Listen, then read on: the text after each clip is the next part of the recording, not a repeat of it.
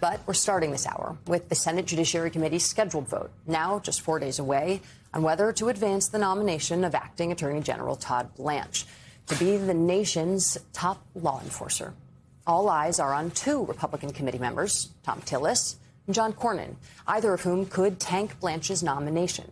Both have continued to say that getting to a yes would in part rely on more concrete evidence that President Trump's $1.776 billion so-called anti-weaponization fund is formally killed. If the vote were today, would you be a no? Well, I've said the 1776. I don't know how better I can communicate other than the 1776 fund has to have a fork stuck in it. And at this moment, I could say we need 86, the 1776. And also the weaponization fund, is, as he conceded, is not dead and could be revived. So we need more assurance, and that could best be accomplished by a modification of the settlement agreement by the parties. Blanche didn't do himself any favors in his written answers to the committee members' questions, which were released earlier this week. In particular, he would not directly answer numerous questions from Senator Tillis about the fund, including what he would do if Trump directed him to reverse his decision and move forward with it. He also would not directly rule out the possibility of taxpayer-funded payouts to January 6 defendants who assaulted law enforcement officers. Meanwhile, Blanche's leadership continues to face scrutiny. Yesterday, a U.S. district judge ordered the acting attorney general to submit to the judge unredacted copies of key Jeffrey Epstein-related emails and documents, along with evidence backing up the DOJ's claims that the original redactions were legitimate and followed the law under the Epstein Files Transparency Act. Joining us now is a member of the Judiciary Committee, Senator Cory Booker of New Jersey. Senator, thank you for coming on set on a Sunday. We really appreciate it. Yeah, thank you for having me. So let's talk about the confirmation fight this week. Do you have any confidence in Senator Tillis or John Cornyn? I wouldn't say confidence is something I'm relying on, but I'm going to continue to bring all the evidence I can forward. We had a special spotlight forum where we brought 4 more witnesses, one an Orrin Hatch, a staffer who went to the Justice Department under Bush, another career prosecutor, another survivor of the Epstein Files, all to continue to show America and hopefully my colleagues on the Republican side that this guy has been a horrific tool of the illegitimate aims of Donald Trump when it comes to what he wants to use the DOJ for. He is breaking laws. He is weaponizing the department. He is actually shielding the president from justifiable scrutiny.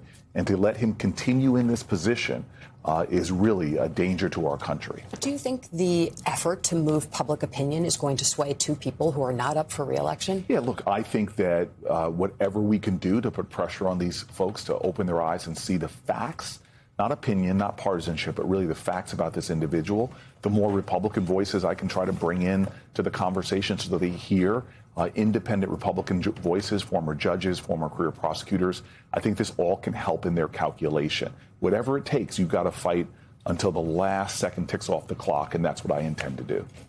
So, Senator, there are 2 ways to compensate January 6 rioters. The first is this $1.776 billion weaponization fund, which people have said they're trying to put a fork in it. The other way is a statute on the books right now, the Federal Tort Claims Act. For folks at home, the FTCA is a way to compensate people when their government has wronged them. This is the same law that the survivors and the victims of the horrific massacre at Mother Emanuel used after Dylann Roof invaded their church. It is maddening to me that the law that Mother Emanuel survivors used to seek justice could now be used by January 6 rioters. But yet we don't see Republican congressmen saying that they are willing to stop the use of the Federal Tort Claims Act for these purposes. And we know from public reporting that 200 January 6ers have already filed claims through the FTCA. Do you think it is a deliberate effort by Republicans to not kill any type of use of the FTCA? Well, like they're silent on that. Yes. Why is that? Well, I mean, this Republican Congress has failed the oath to which they have sworn to, which is they swore an oath to uphold the Constitution, which is to apply checks and balances to this president. This is just one of literally probably hundreds of outrages of this Republican Party not holding up the president. So you're right. And I want to tell you, as upsetting as that is, I think with this slush fund that we talk about, the greater goal for this president in terms of enriching himself, which he has unabashedly done. He has grifted off his office. He's made more money as president of the United States than he probably has on any other major event in his career, over $1 billion. This is what I think he is really after.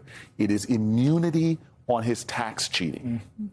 Remember, if you just dollar for dollar, him and his sons, which are doing extraordinarily huge deals with foreign nations, are making a lot of money that we have no scrutiny, no transparency on right now. What he knows is if I can get this slush fund passed, that also includes immunity from any tax prosecution. So I actually think that's the bigger dollar amount that he's looking for, not just for himself, but for the business deals he has with his children. And they gave them that immunity, and that doesn't appear to be going anywhere. We asked them that in his hearing. Again, this is a DOJ head. Blanche will do whatever the president tells him to do, no matter how illegal. And I remind you, this is the president that put pressure on a Atlanta official. Give me 11,000 plus more votes. He put pressure on Zelensky to open an investigation against Joe Biden. He is known for asking high-level officials to do untoward, if not illegal things. One thing got him indicted. The other one got him impeached. He will be doing that every day with Todd Blanche, telling him what to do, no matter how illegal, objectionable, no matter how indecent. He's going to continue to do that. We need a person in that position that is independent from the president. Blanche is clearly not. The president, as we all know, is not going to put up a person that's going to be independent from him and the DOJ. Right. So we'll see what these Republicans do. But I do want to, you're also on the Foreign Relations Yes. And today we are getting new information right this moment from Iran state media about the Strait of Hormuz incident that just happened. A quote, explosion of a violating oil tanker after colliding with a sea mine in the Strait of Hormuz. We have not, MSNI has not confirmed this, but I think it goes to the point that we've been talking about for months about what's going on in Iran, is that nuclear isn't the linchpin here. It's actually the Strait of Hormuz. And the fact that we don't know who this oil tanker is, but violating oil tanker makes me believe that it's not an ally of Iran. So it's probably us or Western in some way, shape, or form. When you see this and you think about what the president has said and how he's talking about maybe doing a huge attack soon, possibly, what are your thoughts, especially with this information? I mean, this failed war lies completely at Donald Trump's feet. Nothing he has told us is true. Nothing. He's lied for the reasons to go in it. He said he was going to get unconditional surrender. He did not. He said he was going to enter the nuclear program. The enriched material is still there. He said that he was going to devastate that country. It is not. It clearly is firing back at us and sadly killing American soldiers. And now the Strait. It was open before the war. We weren't seeing ships being attacked or blown up before the war. Iran didn't know that if they closed it, it would decimate all of the economy of the world. Yes. So Iran is, because of that, Iran has more leverage, more power on the world stage. Not only did he not devastate Iran, Iran is in a stronger position today in terms of that kind of leverage than they were before. And what is Donald Trump doing? He's doubling down on a failed war by increasing attacks this week and still has no way out of this morass. He is another president that has trapped us in a swamp of a war in the Middle East, costing us as Americans billions of dollars of taxpayer money that could have gone to health care and other important aims, and costing all of this collectively hundreds and hundreds of millions of dollars at the pump and for the higher cost of goods that are being shipped around our country. It is a nightmare of his creation. And the worst part of this, and gets back to your point, the worst part of this is not just him in doing these damning things. It's Republicans in Congress that refuse to hold him accountable. less than 100 days till this election, and dear God, I'm going to do everything I can to throw the Republican Senate and House at a majority and get a Congress in that will begin checking this president on all the horrific things that he's doing to our economy, to American citizens, and overseas. When was the last time your committee got a briefing from the Department of Defense, the State Department, or the White House? I mean, I'm glad you're asking that. So 2 things. We haven't had a classified briefing, all Senate classified briefing in weeks. But it's what's even worse than this is that I can't even trust the information they're telling us. Yeah.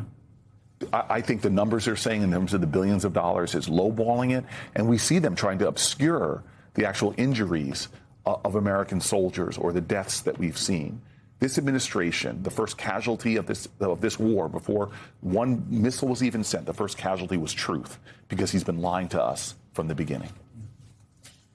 I'm wondering what you think the Democrats' preference is to actually get out of this war, because it does seem like we're in a pretty intractable situation where there are very few diplomatic off-ramps here, and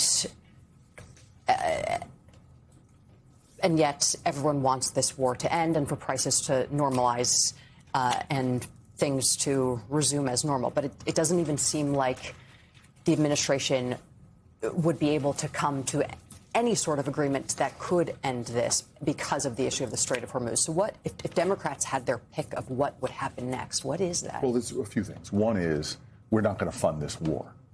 I'm not voting for another dollar to a military that is in doing things that are unconstitutional. Because how could you fund a war that Congress didn't approve when the Constitution clearly says it lies with us? Number 2. Do you end the war without an agreement and without the Strait of Hormuz being a free and fair international waterway? Oh, so clearly, if we were in the president's seat right now, there is things he could be doing and should be doing that he's not, and he won't, because of his pride and his ego. So the first thing he has to do is tell the truth. I have gotten the United States in an intractable position based upon my own decisions, and I am going to now turn to the larger international community to help us to end this nightmare and try to get back to where President Obama had gotten us by joining with the international community, not only our European allies, not only our NATO allies, but he bound China and Russia into a deal to denuclearize Iran. There is a pathway forward that we know, but this is a president that has a megalomaniac approach to things, a messiah complex, as we see him building all these monuments to himself around here, that thinks he alone can end a war and bring Iran to his knees. He has failed at that. And so the only true hope I have in the next 100 days is 2 things. One is more and more the American public is abandoning him, and he is knowing he is losing this, his party and the Democratic Party. And number 2 is this election has to be a referendum on this president's failures and the pain it is causing Americans. Because if he loses the House and the Senate, then that is a clear signal to a failed presidency and puts us in a leveraged position to begin to hold him accountable and demand an off-ramp to this and an end to the suffering of the American people. Senator Cory Booker working behind the scenes to convince some Republicans before Todd Blanche. We'll see if that actually pans out, sir. Yeah. Thank you. You for coming Thank you to all the for weekend. having me. Thank you.